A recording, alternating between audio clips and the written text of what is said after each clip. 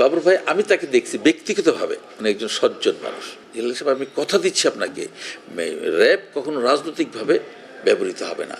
সন্ত্রাসী বড় কথা না, ওনার নাম শুনলে অনেকে মনে করে যে আশ্বস্ত ফিল করেন। ডেফিনেটলি আমরা চাইবো যে উনি একটা ভালো দায়িত্ব পান। কে কোন দল করে আমি জানি না, বাট ওই সময় ওনার সময় আমি বলবো যে আইন শৃঙ্খলা যথেষ্ট ভালো ছিল। এবং শুধু ভালো ছিল না, ওনারা যে শুরু করলেন, ক্রসফায়ার যেটা শুরু করছিলেন, হ্যাঁ, সেই ব্যাপারে আমি একদিন জিজ্ঞেস করলাম বাবুর ভাইকে, বাবুর ভাই এটা কি রাজনৈতিকভাবে কখনো কি আবার শুরু করবেন নাকি আপনারা?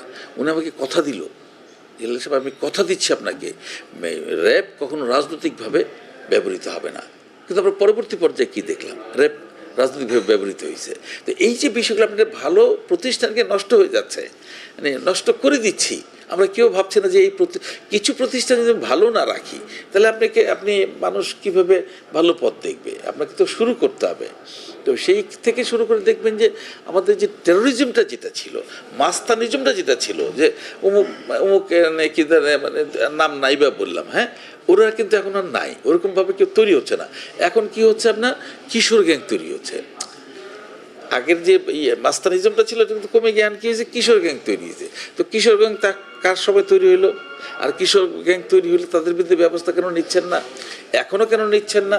এবং তারপরে এখনকার অবস্থা যদি আপনি দেখেন, আমি বলবো যে হ্যাঁ, আমাদের এটা বড় মানে সমস্যা আগস্টের পরে হয়েছে, বা ওই সময়টা যারা ছিলেন তারা হয়তো বা চারিদিকে অল্প কয়েকজন মিলে চারিদিকে নজর দেওয়ার সুযোগ ছিল না। এখন আমরা আশাবাদী, হ্যাঁ, যেহেতু নতুন সরকারটা এসছে, হ্যাঁ, আমরা চাই যে, এবং গণতান্ত্রিক সরকার, ওনারা দেশ চালাবার অভিজ্ঞতা তাদের আছে, অতীতেও তারা দেশ চালিয়েছে বিএনপি সরকার। তো সেই ক্ষেত্রে আমরা মনে করি যে এটা গ্রেজুয়ালি ভালো হবে। বাবর ভাই আমি তাকে দেখছি ব্যক্তিগতভাবে, মানে একজন সজ্জন মানুষ, ফর গডস সেক, আমি খুব কাছের থেকে ওনাকে দেখছি, একজন সজ্জন একজন মানুষ।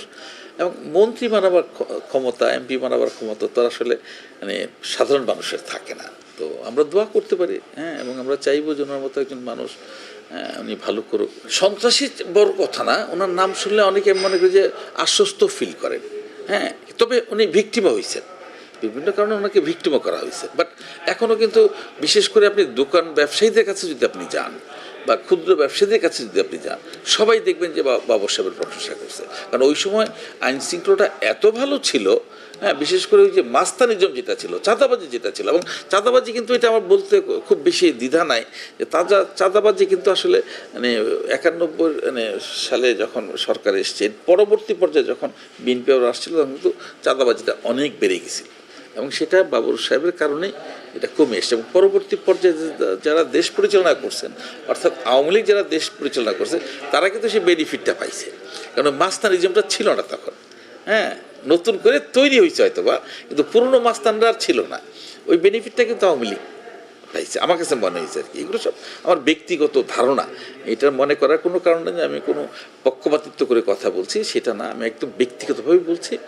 আমাদের কাছে বাবু সাহেবকে মনে হয় যে, এবং দেখেন আল্লাহর রহমত, এটা অলৌকিক ঘটনাই যে উনি এতদিন ফাঁসির নিয়ে, হ্যাঁ, আল্লাহ রাব্বুল আলামিন তাকে কিন্তু আবার বের করে নিয়ে আসছে। অর্থাৎ ওনার কাছ থেকে নিশ্চয়ই আমরা ভালো কিছু আশা করব।